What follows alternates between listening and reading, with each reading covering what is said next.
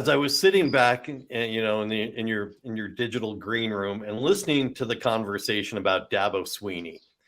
Now, as someone who really has no skin in the Dabo Swinney / Clemson game, I got to say this about Dabo. Dabo is exactly who he says he is. And you may not like it, and there are things that I absolutely disagree with. I mean, I think it comes off as kind of awkward when he says he's going to leave when players get paid. And, he's a coach making $9 million a year or whatever it is he's making. All right. But that having been said, I don't question the man's authenticity whatsoever. I think he's completely real. He's completely who he says he is. I met him. Well, obviously I met him at ACC Media Days during the summer, but also had a chance to talk with him some more at the press conference for the ACC championship game.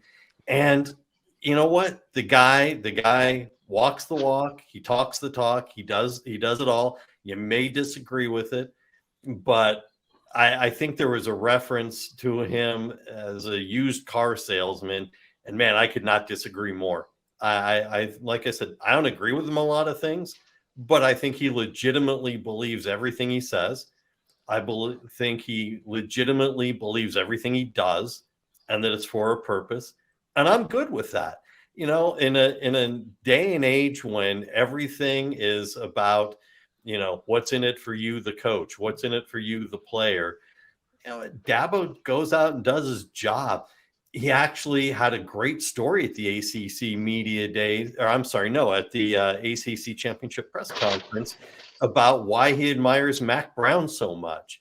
And it was because when he got the job at Clemson, he started calling coaches saying, hey, can I come meet with you? Can I hang out at your spring camp? Or I want to get a sense of how things go. And of course, everybody said no. They're not going to let a potential opposing coach, get a read on what they do. And Mac Brown was at Texas. Mac Brown not only said yes, Mac Brown said, why don't you bring your staff down here? Why don't you guys bring your wives down here?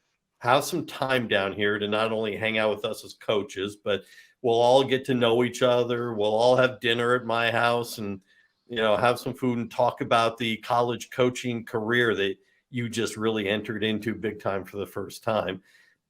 You know what? I'm sorry. Call me a mushball or whatever. I love those stories.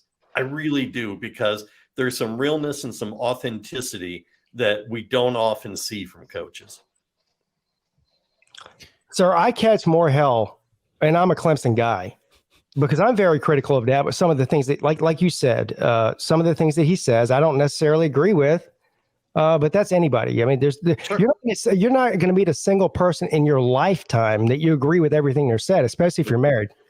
But that's a whole different story. But I'm also very defensive of Dabo Swinney for the same reasons that you just said, is that he's 100% authentic, and that when he opens his mouth, he means what he's saying. Now, you don't have to agree with what he's saying, but the guy's 100% authentic. And I also believe, and this is the most important thing out of all of them, forget wins on the field. All right. The guy's been the second most dominant college football over the past 10 years outside of Nick Saban. When you look at all the numbers, metrics, and wins, everything, none of that matters.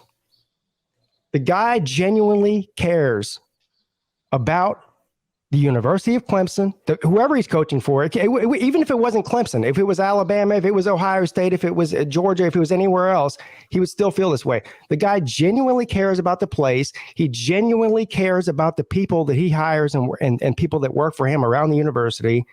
And most importantly, genuinely cares about his players. Mm-hmm. And this is the number one thing the biggest criticism is that I see is, with some of the stuff that goes on in the media, especially over the past 2 years, is why would anybody still want to play for Dabo Swinney after all these crazy things he says? But when you look at the history, I mean, this guy hasn't been coached for 2 years. He's been the head coach at Clemson for going on 15 years now. He's been there for 20. When you look at the head coach and the assistant status, nobody, and I mean nobody, that's ever played or coached for Dabo Swinney has a bad word to say about him. As a matter of fact, they all love him. And so I think this is one of the things that really ticks people off about Dabo is they don't like his personality. They don't like the things that he stands for, whether it's Christianity or anything else. And they immediately go, why would anybody want to play for this guy? Meanwhile, all of his former players and coaches praise him. So it kills him.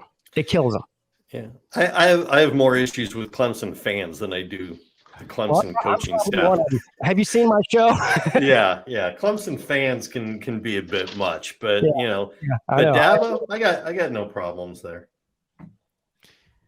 Well, when the players don't opt out of what a lot of people would consider meaningless bowl games, that tells me a lot. And when his players vouch for him, 3 and 5 years down the road, when they're in the NFL or off doing something else, and they still vouch for him, that tells me a lot.